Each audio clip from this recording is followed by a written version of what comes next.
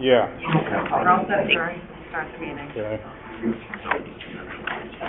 We need a special motion for that, change the agenda. Need a motion for that? Yeah. Okay. I'd like to call to order regular meeting of the Summers Board of Selectmen. Today is Thursday, September 27th, and I'd like to start off with the Pledge of Allegiance. Please join me. I pledge allegiance to the flag of the United States of America and to the republic for which it stands, one nation, under God, indivisible, with liberty and justice for all.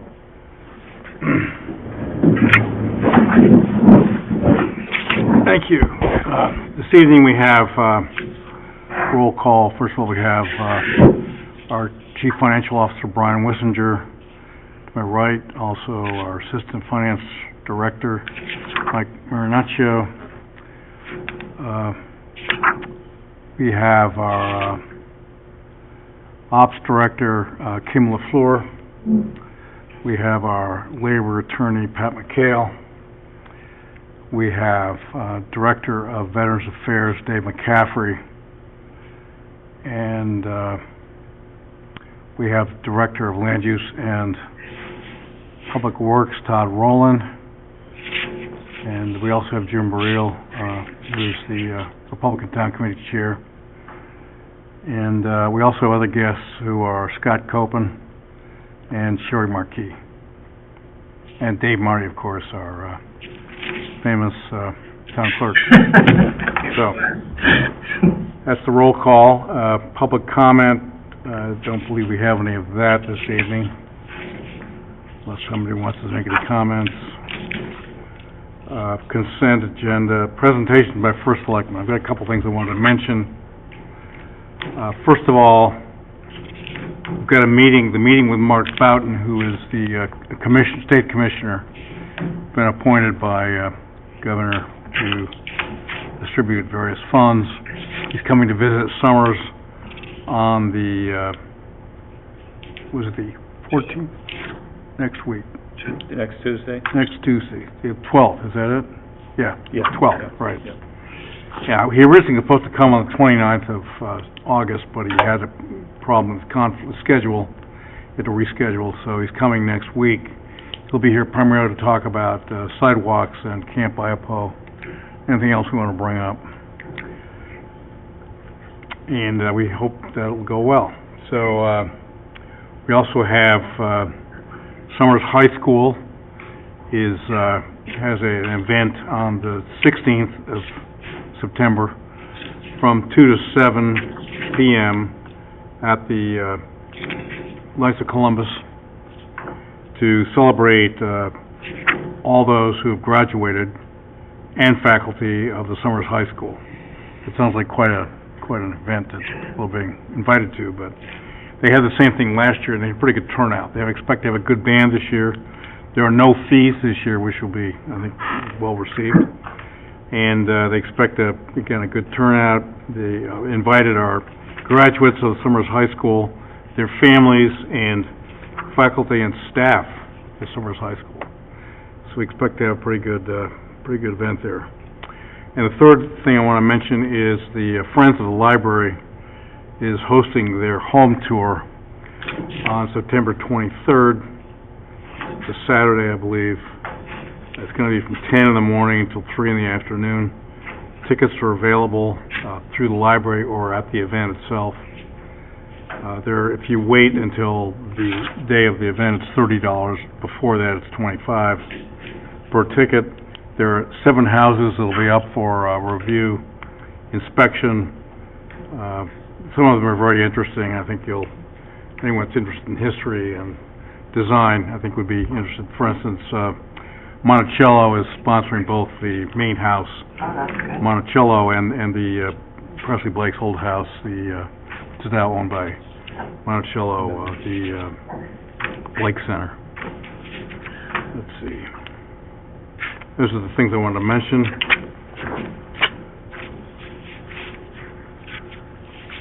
So, consent agenda. So first of all, we have,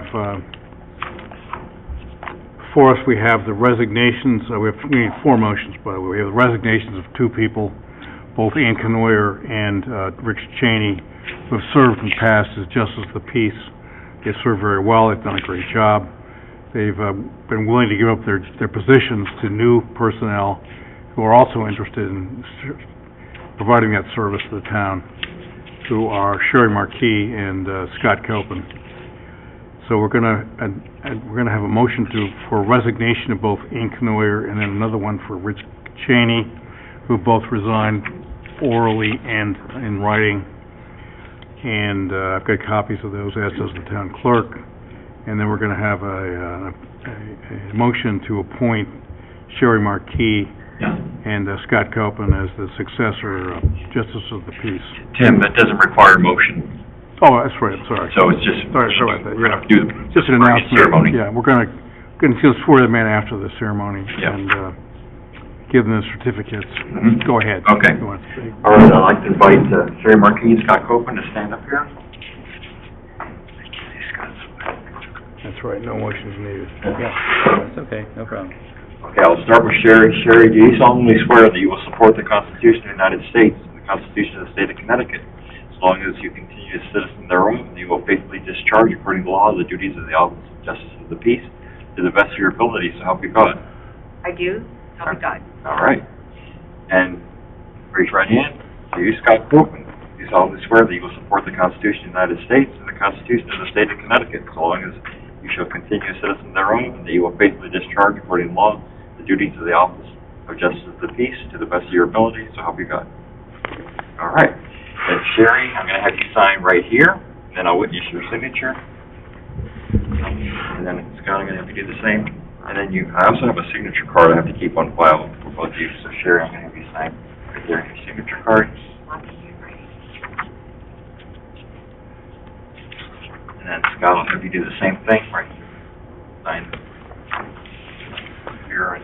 Just for the record, I'll just mention that the town has 6 Republican Justices of Peace, 6 Democrat Republicans with Justices of Peace, and 6 unaffiliated. Of those This is already positions, up. the 6 Republican seats are filled now, the 6 Democrat seats are filled.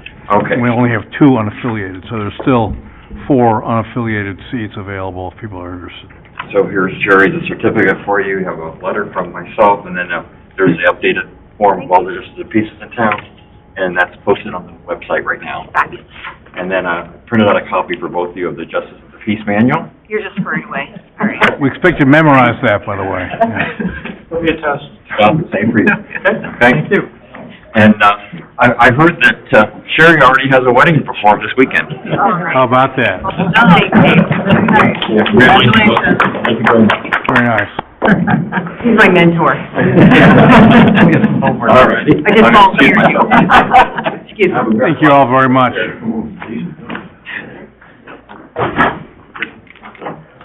You don't have to stick around if you don't want to, of course, for the rest of the meeting. Up to you. Opportunity to add urgent agenda items. We have any of those? We're going to change the schedule around a little bit, but you don't need that. Okay. Department of Finance, transfers and appropriations. I think we have some transfers. Yep. Sent you guys out a listing of the fiscal year in 2023 transfers to balance out the various accounts for the end of year 23. After this, they'll go to the Board of Finance for final approval. This looks fairly similar to what we saw last year, as I recall, as well. Much smaller, much quicker this year. Usually it takes me days to do this. It took me a couple hours this year. So How'd you manage that? I give credit to Good assistant, yeah. I give credit to the department heads for not making it as complicated on me. And having somebody doing some other work in the office, I was able to just focus my time and get it That's great. done, so. We did a few mid-year transfers too this year. We did do some Wow. mid-year transfers as well, which, Right. Yeah, which eliminates helps. the end of year having to balance out even more accounts, so that's true as well. I had a few questions. Go ahead. Number one, on first selectman, other on the left column, the bottom one. Yep. That was, I won't say all of it, but I'll say the majority of it is attributable to, the hiring of Kathy Lampion as a HR. Oh, consultant. okay, makes sense. Perfect. We just Okay. paid for it out of the other account. Great. I think that was a good value and money well spent. I know we're gonna Yep. get to that and, okay. At the bottom of the page, copying on the left, $11,000 over budget. Yeah, I believe some of it was the new lease for the, new, what do you call that, the big copy machine in like plotter in land use. Okay. Plus we did turn over some, older copy machines, and so with the new leases, their prices rose. Yep. Different than what the machines that were there before were. I don't know exactly, but that would be my guess. I just wanna make sure we're not adding machines. I mean, land use, don't I think we- understand we may have to, but we should. Yeah, we have owned the machines. plotter that was up there, and then, this one we leased. They were just spending so much maintenance on it. Yeah. No, those are, I mean, you need it. You gotta do maps. I just wanna make sure that we're not adding any I don't more think we devices. added, No, I don't think we no. added any machines No. anywhere. Okay. Just updating leases, that's Yep. it. That probably will increase, just copying, I think, everybody, Okay. Yep. that mailroom is just. Any other questions? Yeah, so, the fire department, page 3, I see overtime was $21,000 over budget. Yep. I mean, I know in previous conversations and meetings with the chief, I mean, I think we heard that shortages in staff were a big cause of this overtime, which is quite a bit over budget. It looks like, once again, we're using volunteer stipends, because we did not spend them, to the tune of To cover $20,000 to cover the overtime. Yep, I guess my almost a direct question wash. is, though, and I know we balanced that out in this year's budget, I know we reduced the stipends to be more in line with historical averages, because this has happened the last 3 or 4 years in a row. Yep. But my question is, if the fire department was short on staff, why would there not be more savings in regular salaries? I mean, I would expect to be $40,000, $50,000, $60,000 savings in regular salaries, because we didn't have someone in the position In the position. that was then yep. filled with overtime. I'm wondering why, I assume you swept the account, Yep. why it was so little left in regular salaries. That's a fair question. That, I would say positions that were filled were probably filled with higher dollar amount than what was budgeted. We do have, I think, 5 or 6 full-time paramedics. Whereas at the time of the budget, I don't think that's what we necessarily budgeted for. And those hourly rates are higher than, what the, We didn't add a paramedic this year, though. I mean, I would have to go back and look at the actual, like, budgeted, what was, how many were fire versus paramedic. I know we had the one who we hired, and like 2 weeks later, he resigned. Right. But I don't remember if he was a medic or not. He was a medic. He was. yeah, but we had 7 paramedic slots, including the chief, and 2 firefighter slots. Yeah. And that's, I haven't do know changed also that we number. based on what was presented as far as the pool for part-time, was well over. You have guys that, we have one part-timer who, I think he was budgeted for 700 hours, and he's, the top paid, part-time guy. I think he ended up working about 1,300 hours. So that's a separate line item, though, part-time. It's the same regular salaries line. Oh, so that is part of regular salaries? Yep. Okay, well, that may explain some. But you did correct the union contract increases from contingency? Yep. Okay, all right, thank you. And then, part-time police, underneath that, Yep. I see there was a big increase there. Yeah, we had at the time of the budget, we had an officer who was budgeted as a full-time, and then, effective July 1, he, changed his status to part-time. Right. And we hadn't budgeted, Okay. so it was, we had it in full-time, we, Perfect. just offset it in the And they were part-time. under their budget overall, the police. Very well under. Very about well, once again, yeah. 60 or 70,000 under Okay. budget. Okay, nice. I mean, I feel a little bit better this year with the fire department, only because I know we made a lot of corrections in this year's budget. We're matching it more to revenue. We have collected some money from Stafford. Yep. We also have full staff now, so that we expect less overtime. I would expect, I mean, we increased their overtime budget in the budget process significantly, I think like $20,000, so I would expect no overage at all this year, in fact, maybe returning some money. Yep. So, okay, all right, thank you. Thank you, wow. Good job. Thank you. Thank you, Brian, yes, thank you. I'm We'll like, get this for you afterwards, yeah. You get the vote on it? make a motion that we approve the fiscal year '23 budget transfers as presented by the CFO. Second. Any further discussion on the motion? All those in support of the motion say aye. Aye. Aye. Motion passes. Thank you.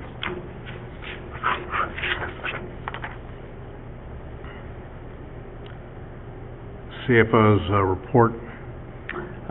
This is really the only thing I have. We spent all week training the staff on the new employee access online module for their daily time entry. How'd that go? It went very well. We had... I went. Kim went. I had a list of 79 employees that I requested to attend. Wow. Out of that 79, I only had 17 that did not attend. So the 62 that did, I hope they got something out of it, and the 17 that didn't, I hope they're prepared to watch the video and figure it out, because I offered 3 different training sessions, and I don't have any more You did spare a good time job. to do it. It's really Right. easy to go through. Yeah. Glad you accomplished that. That's great. And then we Terrific. have Thank September 18th, we're meeting with all the directors to go through it and train them on how to request purchase orders, how to enter invoicing, how to add files to things, how to approve people's time, and so forth. So that one's going to be a few hours. But so far, I believe all the directors are going to be there, with the exception of Matthew, who is going to be in Boston for the DFC training. This includes budgets too, you said, right? Everything. So they can present their budget online Full gamut. in the future. Yep. Great. Sounds good. And this will give them access to good information too, that they can Yep. just look at. They will have access to all of their accounts, budget to actual in real time. Less phone calls to you. Less right? phone calls, less emails. I just Great. got one 10 minutes before I came down here looking for a budget report. I cannot wait to not get those emails anymore. So you've done a great job with this. That's It's great. a big step forward for the town. Okay, great. Is that it? Thank you. That's it. Okay. Presentation of scheduled payments. Total of $589,623.32. Yeah, I'd be happy to make a motion to approve the payment authorizations of an amount of $589,623.32. Second that motion. Any further discussion on the motion?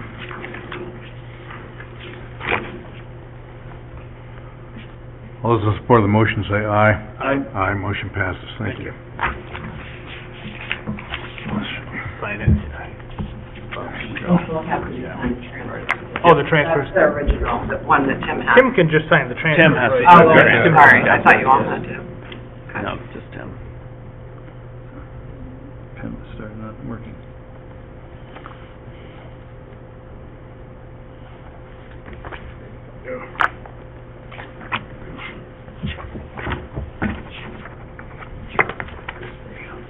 Thank you.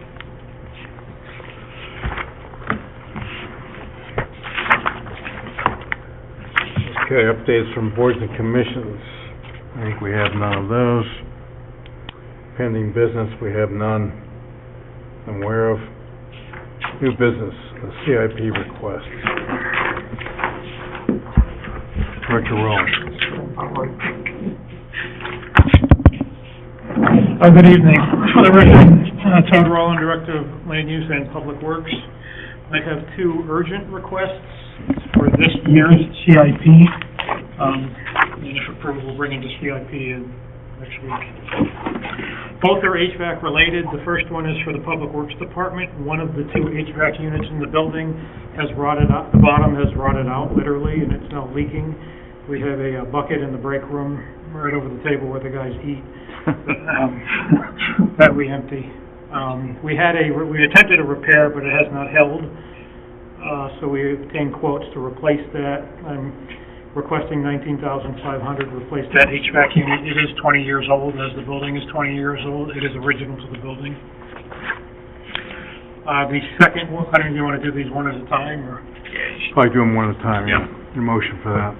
What's our policy, Brian, as far as, the threshold for capital? 5,000 is the threshold right now. That's interesting. Yeah, I'm actually working, I started doing it and then I got sidetracked. I'm working to update some of our policies some of those policies haven't been updated in 10 years and the thresholds don't meet. 5,000 just seems low. It is low. Like 15,000 or so. Yeah, would be more. the industry standard is around 10 from everything I'm seeing. I'm in that 10 to 15 range as I'm well. thinking, yeah. Go as high as you want. I can't do No, that. we don't wanna do I can't do that. that much. No, but I mean. There's state statutes I'm too. talking about within reason, you know what I'm saying? Yeah. Between the 10 or the 15 is what I was Yeah. saying. Okay. Okay, I'd make a motion to approve the, CIP request, for $19,500 as presented. For the DPW HVAC. Yes, unit for the replacement. DPW. Yeah, I'll second that. Any further discussion on the motion? All those in favor of the motion say aye. Aye. Thank you. Motion passes. Thank you. Second request is also HVAC related. This is for the the AC compressor at the library. They have two. One of them has completely failed. Our vendor patched, quote unquote, the existing one into the other system so that they have AC, although days like today, it's not nearly enough. But that is something we have to replace. And this is a request for $9,500 for the CIP committee to replace that AC compressor, one of two. Are these people making it through this week? Well, they're Already happened. surviving. They're not happy about it. I mean, are these machines breaking down? Well, one of them's failed completely, so the other one is taking double duty for the entire building, which puts a strain on the similarly aged machine. It's good timing by Mother Nature. Yeah, well, I mean, really, it's a stress yeah. test that we don't want to Yeah. do, but, Well, I just don't like the idea too, that for a $9,500 yeah. item that we have to, I mean, it's gonna take a month to go through, Board of Selectmen, Oh, CIP, yeah, Board of then get it Finance. installed. We're coming into winter, it doesn't matter, but we can't wait until July 1st to then order it for next year. So we're doing it now, right? We have a motion for this. I make a motion to approve the capital improvement project request for the HVAC unit replacement at the library in the amount of $9,500. Thank you. Second that. Any further discussion on the motion? All those in favor of the motion say aye. Aye. Aye, motion Thank you. passes. Thank you. Thank you, Tom.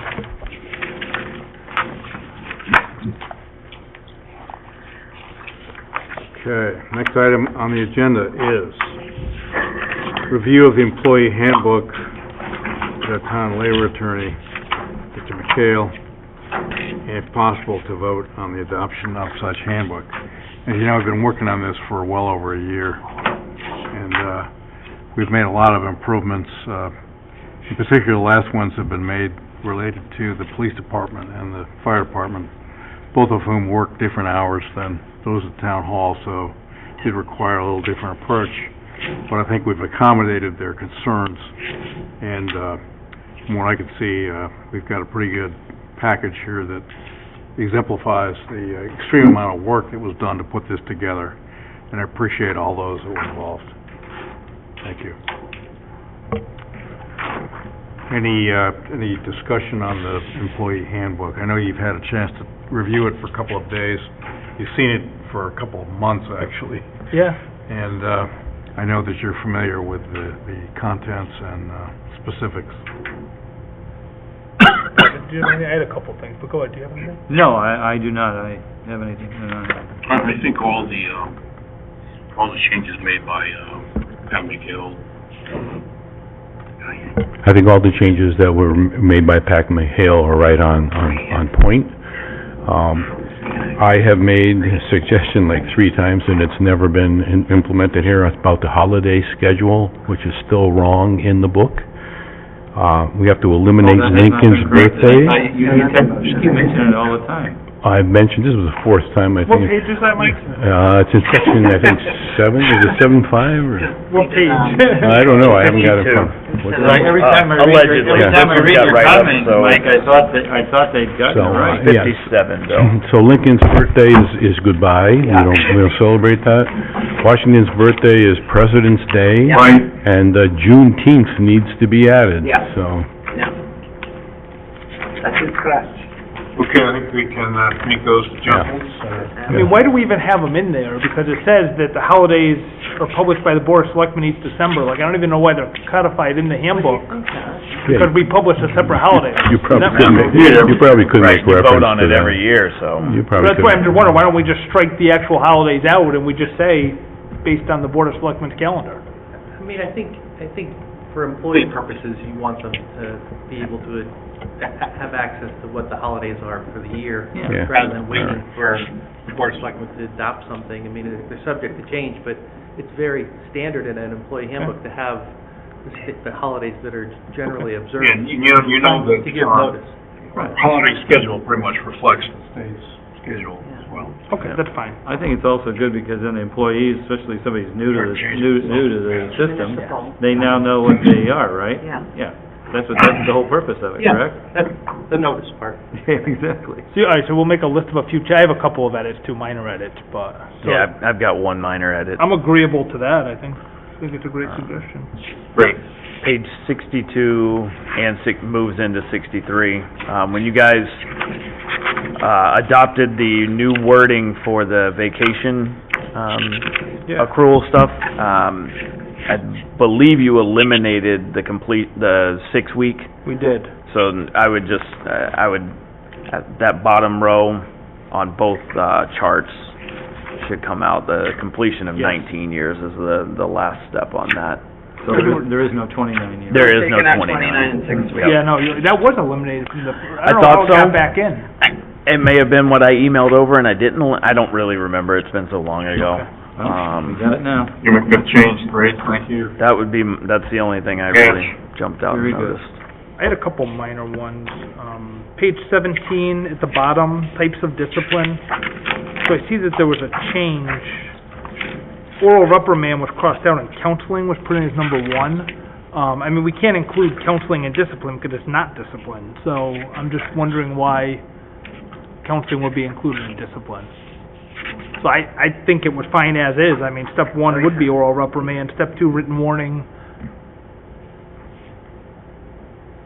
I don't know if counseling is referred to in another space in this policy, Bill, but I agree. I think having oral reprimand is more proper. Yeah, I don't know why you would, yeah. Yeah. And counseling is not discipline, it's not subject to grievance, it's not discipline by definition. Well, it depends on how you define it, right?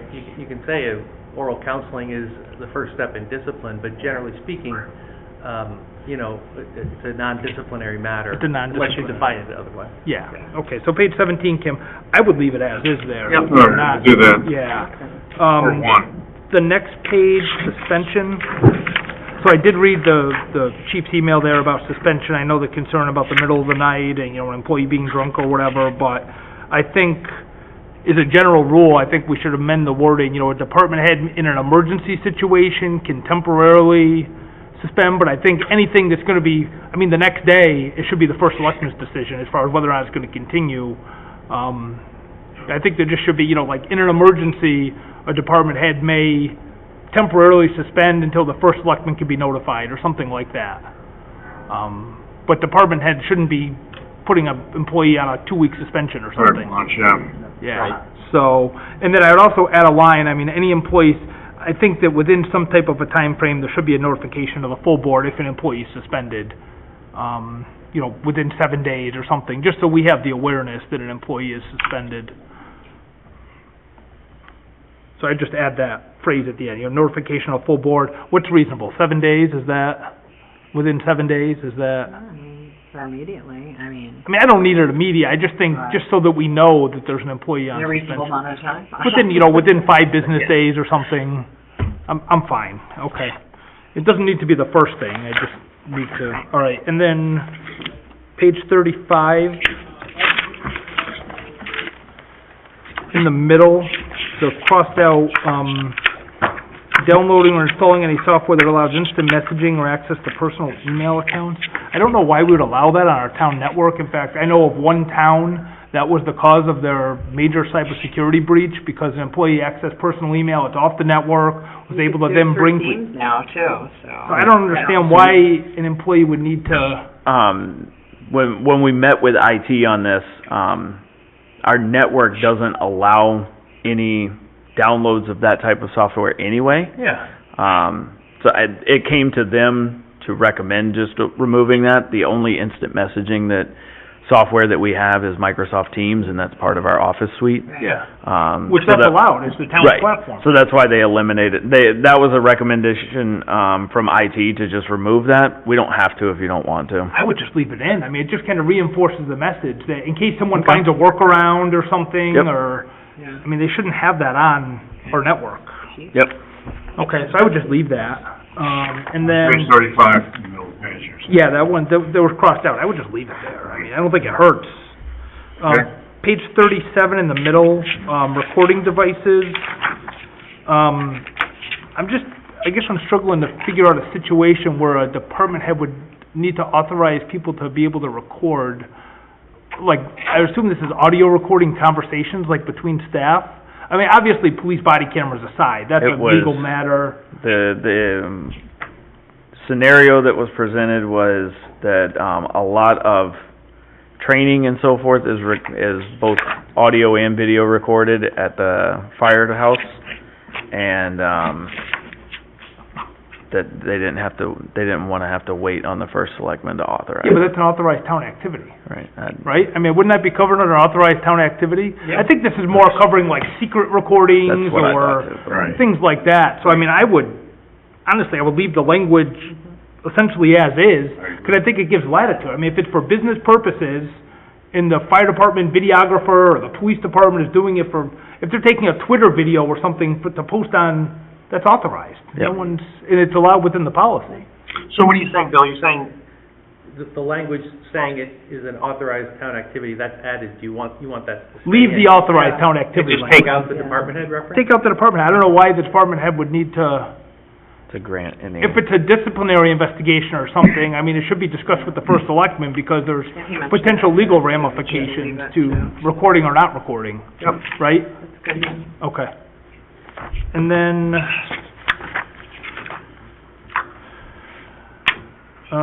39, outside employment. Yep. 5.5. I think that first sentence, I see it's and/or. I mean, I feel like it should be reported to the media supervisor and the first selectman. I feel like the first selectman's office should have an awareness of what's going on, Yeah. just at least for situational awareness, in case there's Yeah. some type of... Well, that was a concern, because every DPW employee has outside employment. Yeah, well, So there's a lot of fire. there's a form. Typically, it's a form, the supervisor, and then it just gets forwarded up to the first selectman's office. That I've person never also- heard of that before. Oh, yeah, it's common. It's very common for outside employment. Yeah, I mean, it should be in an employee file that there's Yeah. secondary What or outside. business is it of the town if somebody has a side hustle? Well, 'cause it could potentially conflict with their duties, if they work I for, get that, if they but work this for one of also our says- vendors, Well, if they work for a vendor or work for another town, yeah, I get that. I mean, you're And requiring the we have employee that. to, We've got guys that have a side hustle, they've got a landscape, mowing Yeah. lawn business, they put in Okay. gravel, stone walkways on the side. so why wouldn't they send a notification to the first selectman? If they're getting a W-2 regularly, Right. we want to be reasonable here. I mean, if somebody goes and helps their neighbor, Well, no, they Yeah, have but- bona fide businesses, but they do them after hours, Yeah. they don't do them, and they're always on call for us anyway. Pat, what do you see? I mean, I know with other towns I've seen, there's a standard form for outside employment, the employee fills it out, right, and then it just gets submitted through the channels? HR file. I honestly don't see a lot of that, Bill. I mean, we have a lot of part-time firefighters that have full-time jobs in other places. In other towns. What would we, why What's it would we need to know of that? I think just to make sure there's no potential conflict. I mean, I think my concern is more on section 2, which any employee who engages in employment outside the regular, shall be subject to call, perform town duties first. I mean, I do like the idea of, if you're a full-time employee of the town, I mean, your attention and focus should be on the Should be town. here first, And I think yeah. there should be a notification. So maybe we only require full-time employees. Yeah, I to mean, send part-timers, notifications. this most likely is their secondary job. Yeah. So they maybe- should employ their full-time job, Yeah. inform their full-time job that they're working for So the maybe we town. just modify the language, say, full-time employees who engage in outside employment, notify, I mean, it says in here, they already have to notify their supervisor, Yeah. but I think then the supervisor just sends a copy The up to the first supervisor selectman's should office. notify the selectmen, yeah. And then, We should make up a form a or form, something. Okay. but only for full-time then. I think you're right, Yeah. Todd. I think maybe not for part-time, only for full-time. So go into our HR file as well, correct? Yep. Yeah. With an approval or sign-off, Yeah, but for full-time employees. yeah. Okay, I'm fine, I'm good Yeah. with that. Okay. And then, I think, Pat, could we just talk about the medical marijuana and the use of the drugs, 42, 43, 44, 45? I think you have some good language there, and I probably gotta reread it again, but I wanna just make sure that there's a duty of the employee to disclose any type of a drug that could potentially affect their performance on their job. Yep. I just wanna make sure that language is in there. So if you look at page 43, Phil, second full paragraph,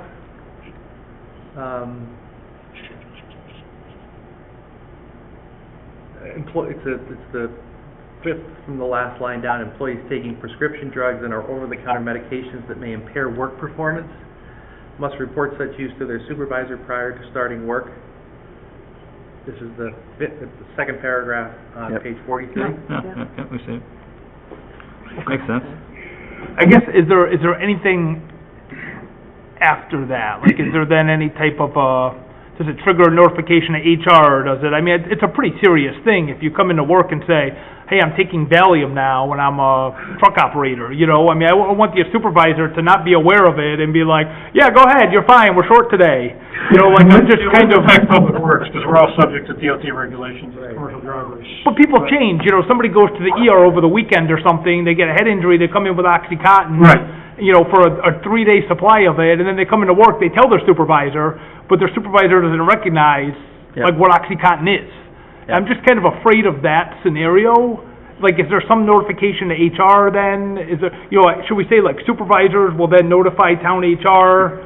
Yeah, that's certainly a fine step. I mean, if you, in the most extreme, you could ask for a medical note confirming it doesn't impair the individual during the Yeah. performance of duties, if that's something. But that would be the interactive process that HR would know to initiate, I Yeah. think. I just want to make sure that it's not, you know, a foreman or someone who doesn't know, who's like, yeah, go ahead, we're short, you know, and doesn't realize the, Yep. Well, we saying it's a mandate that HR has to do that, or just up to HR as to whether they want to do it or not? What I hear Bill saying is having that next level of notice from the supervisor to the human resource office would be, presumably the person in HR would be mindful of whether the medication would cause impairment. I mean, the only way to be sure is to require a doctor's note. Yeah. and that would be the proper step for the supervisor. I mean, if the employee came forward and said, hey, I'm on OxyContin, you would then not have the person do it, you would then They start that couldn't work at Public process. Works if they're on OxyContin. Medical, Well, what if it's just a If it's painkiller? prescribed as What a if it's painkiller, painkiller? though, I mean. It's not Oxycontin. Still, if it's a narcotic. it depends on the dose, No, it it depends on can't- the, I you know, that's I the mean, medical they providers. give you a booklet now, anytime you get, you know, medicine, they give you a booklet that's like, this is what it does, and, I Right. mean, it's 8, 10, 12 pages long sometimes. Yeah. But there should be a release to duty, you know, Yep. with that medicine. Well, for that reason, I would rather that come from a physician, because then our And liability usually, is. if they're out of because work, They have to release them back, at Right. least the Public Works. anybody I mean, that's out of work. I think it's, Well, there's workers' comp, and then there's stuff that Well, happens not even just outside. workers' comp, No, anybody that goes out of medical. I think there's Right. something in Are here that, required like, to if you're get a out for doctor's 3 note and days or try to more. work. Yeah, 3 days or more, you need a doctor's Yeah. note. But if I get hurt over the Release. weekend, If you're on 3 days or more, you have to give. Right. no, I understand that, but if I'm out over the weekend, I get hurt, I get a tooth pulled, You and the don't doctor say gives me OxyContin, I don't say anything. Right. Yeah. So I think it's just, Then all how we do we need is know? that next step notification to human resources. I think if a supervisor receives a notification from an employee, I Yeah. think then the supervisor step, because if the supervisor doesn't do it, then we hold the supervisor accountable. And you're hoping that they tell you that, so that's the Yeah. other, Yeah, because there's that's the other. But there's also reasonable suspicion, if somebody's acting out of character, then course. that's where the reasonable suspicion training comes in, Yeah. for any And then I think my final one is 47, in the middle. Cell phone use on town business, except by police, fire, whatever, while performing their official duties. I almost, want to just qualify that it's, necessary for the performance of official duties, because there should not be like personal calls or anything. It should be stuff Yep. that's related to their official duties.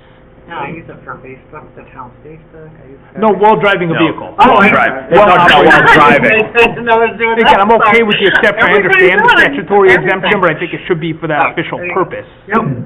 Shouldn't be talking to like their spouse driving Yep. around. How you doing? Yeah. So I just want to make that clear to them, so, okay, and that's it. Todd has concerns. I have a comment and a concern. Page 21, under 4-4.4, police selection, first paragraph, background checks and references, that first sentence, the town conducts background checks and references on all job candidates post-offer. I think the and references should be struck out, because the last sentence of that paragraph Yeah, then 'cause we do that, contradicts it. like, before. Yeah, that's one of the open questions that, Yeah. we need Yeah. to decide, Yeah. whether we do it after an offer of employment or prior to an offer of employment. What most businesses do is they make a conditional offer of employment Yes. pending a review of a background check, a drug test. Yeah, and- yeah. That's why I fine. put in the offer And letter. it does say it's part of the contingency offer of employment. To this point, the references are usually done before you ever get to the or to the offer process, because that's when you're actually calling their references and, and that is the last sentence where the reference checks and other investigation is prior to an offer. Right. So, yeah, I mean, I think if you struck "and references," From and it the was first just one. conducts background checks on all job Cleans up. candidates, I think that cleans it all up. Okay. And my other concern is page 23, under 4.6, non-exempt employees.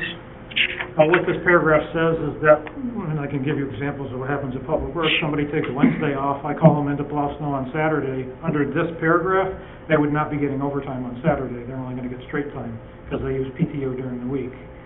And I think this is particularly sensitive for Public Works, because we're the only real department, other than fire and police, that work a 40-hour work week and do use overtime above that. Fire has a contract, and I don't know how police is handled, but if I've got a guy that's out Wednesday because he took a holiday, or he took a vacation day, and I call him in on Saturday, he's only getting straight time for 8 hours on Saturday, that's a problem. Yeah. How would you recommend fixing it then? I would have the PTO count as toward regular pay. Just strike out the "not" that's in red, and will be counted toward hours worked and computed weekly overtime. What's the practice now, Brian? Currently, PTO is counted as regular time towards their 40 for the week. And realistically, I mean, there aren't that many non-exempt employees in town hall or other departments, and they all work 35 hours a week, so the amount of overtime we're talking about for anybody else is negligible. No, you're right, I mean, I know exactly, I mean, for like a Saturday to plow, nobody's gonna wanna come in if it's For straight. straight time, yeah, they're gonna be sick and not come in, that'll be a Correct. problem. Makes Yeah. sense. We don't No, have I'm- extra people. Yeah, the financial side of me wants to disagree with Todd, but the human in me says that he's right. What's the fire department contract, what's the fire department contract say, cause they do have language, I'm not sure. they do have language in there about certain time, I think, not counting. If I have a, Well, I don't think it's gonna happen that many times, does it, let me Todd? see if I have the. Oh, yeah, and we're not, guys take days off during the week if it's Oh, not so it does Would happen never. We regularly? come in on the weekend, a holiday, after hours at night, Okay, so that's, they should be getting overtime. so that's something that happens quite a bit then? Oh, yeah. Okay, Yeah. all right, well then that's good to have it in there. In the last few winters, we, All right, That much. I just didn't know, okay. yeah. And then any holiday week, they wouldn't be eligible for overtime. Should we just pick up the word "not"? Yeah, As it's written, they wouldn't, if it was like this week, there'd be, nobody be eligible for overtime. right, until they go past whatever, if it Until was they an go 8 hour, past. yeah. Brian's just checking the contract quick for the fire department. I think we have language in there for them too, that regarding this. I'm just curious as to what that language Oh, says. they don't have that part. He's got it, Brian's got it. I'm reading through it right now, I'm just trying to find, Yeah, there's the overtime language. is it in the overtime language? Just to make it somewhat consistent if possible.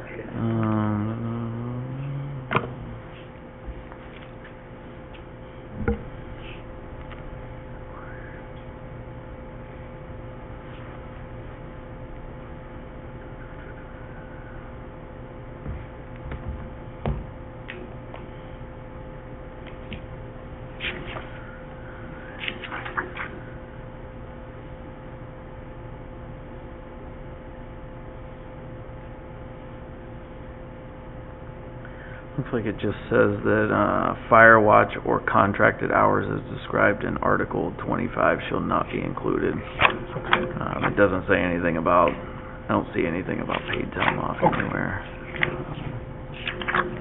Yeah, as a matter of industry standard, in government, it's far more common to provide credit for paid time off and counting hours worked for the purpose of calculating an overtime eligibility. Yep. The private sector is different, but in the public sector and public safety and DPW, it's a real takeaway if we're doing it now to make it not credited for It says that swaps wouldn't be, which DPW doesn't have to worry about swaps, but swaps aren't factored into overtime. And there's no comp time for DPW. For DPW, no, there's no comp time. I'm fine with Contract striking. I think we just strike it out. You Okay. guys go with that? Good. Yeah, okay. Thank you. Very good. That's all I have. That's good. Thank All you. right. Thank you. Any other recommended changes? Yes, I just have a question, Go ahead. Tim. So, Chief Roach, had an issue with 4.4. He wants to add language. He says that the language that says the personnel policies can only be changed, through this process isn't practical for his department because, actually 4.2 I should be referring to, because he puts notices up on the board changing policies all the time. I'm not sure what he means by that. The language in 4.2 says that the department head may adopt regulations consistent with the overall personnel policy to implement those rules for the operation of his or her unit. This is in 4.2 on page 20. I think that language should Covers cover it, yeah. I think it does. concern. Yeah, I think it And I don't think Agree. you want to give any department head the right to change policies, given all the effort. Agreed. I These agree. are No. capital B board policies here, yeah. No, I think Yeah. you have enough leeway there for them. Anything else? Very good. Okay, with that, I think we've made all the comments that are necessary. Need a motion to adopt the employee handbook as amended with this evening's. Yeah, I'd be happy to make a motion to adopt the employee handbook, with all the amendments that were, discussed and agreed upon this evening. I'll second that. Any further discussion? I just had a couple things. So number one, I'd say, thank you to Kim for leading this project. I think our HR consultant Kathy as well, made huge contributions.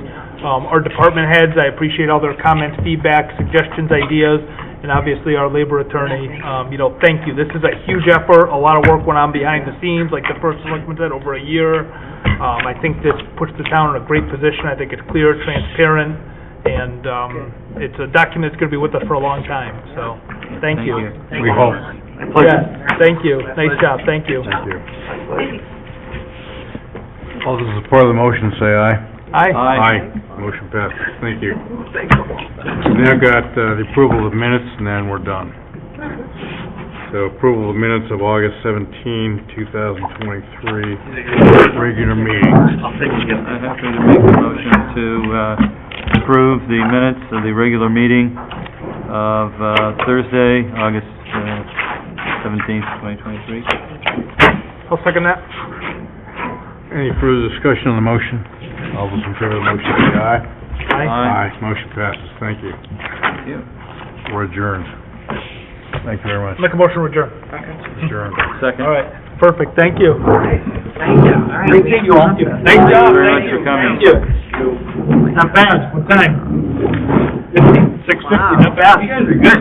Got through the whole handbook too. A lot of other towns where it goes on a lot longer. Oh, yeah. Thank you so much. Yeah. I wanna start Thank you, being nice job, enforced. thank you. I'm just excited. Here you go, Brian. Start getting stuff to everybody. Well, yeah, just, once he makes all those corrections, it'll be in the,